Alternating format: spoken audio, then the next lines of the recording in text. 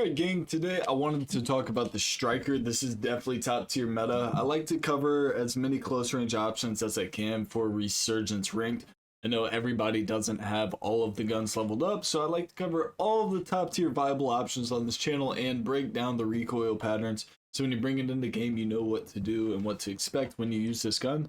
Let's go ahead and break down the attachments. We got the Zen 35 flash hider. We got the Striker stubby barrel. XRK Edge BW4 underbarrel hand stop, the high grain ammunition, and the 48 round mags. Let's go ahead and bring this into the firing range. You get a workaround for it. Let's see what the recoil is looking like and see how we might use this in play. So we're going to aim at the bottom. We're not going to touch the joystick and let it rip.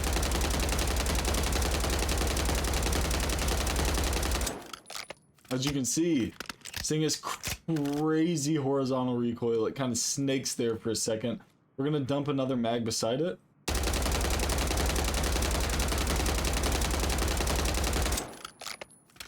We talk about this a lot on this channel, that this game has like a sort of bloom. It's not like full-fledged bloom, but it's definitely noticeable. You can see here, this was definitely more like a vertical than this. This definitely has more of a curve to it than this over here.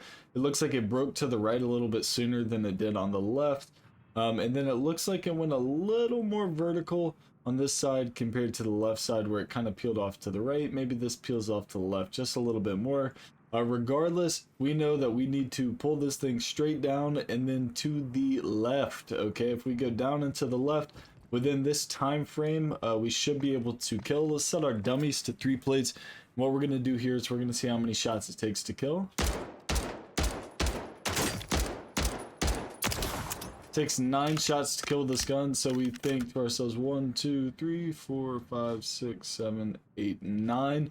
We're killing somebody before the recoil even breaks, so legitimately in the first 9 shots where we are just pulling virtually straight down, target's already dead, so we really don't have to worry about that intense recoil for the first target. Now multiple, that's where we're gonna have to, you know, pull down and then really focus the down to the right to kind of mimic that. And then, you know, if you pull straight down, maybe down to the side, you'll get this tighter pattern right here. So we can translate that over here, go to the second target. But the initial input recoil with this thing is actually pretty accurate. It's not too crazy. Mobility is very good with this gun. That's something I noticed with a lot of these builds we've been talking about. The mobility has been absolutely incredible.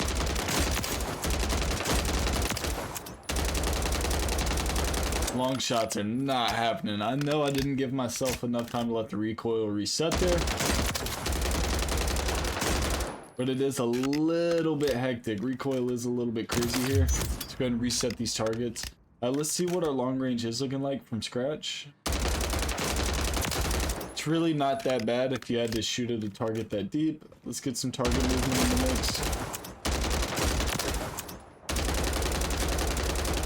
I feel like with a red dot sight, you would be able to do a little bit more of this. It's kind of tricky because you don't want to get rid of any of it. But if we do get rid of that grip and we throw on like the NIDAR, I think the NIDAR gives you the best visual with an SMG. We should be able to control that maybe a little bit easier. Be able to keep it on target. I think it's definitely worth it to switch to the NIDAR, but if you want more stability, obviously we're going to have a different recoil pattern without that grip. Here it goes.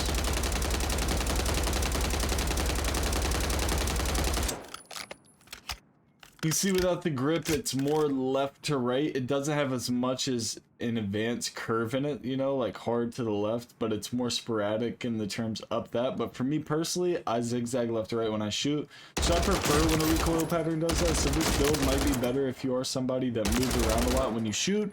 It looks like throwing the NIDAR and taking off the XRK might be a move, but I do like to run at iron sight sometimes. But when I'm playing ranked, I like a sight. I want to be as precise as I possibly can when I'm playing ranked, so I can pull up and absolutely fry out without having to worry about it too terribly much.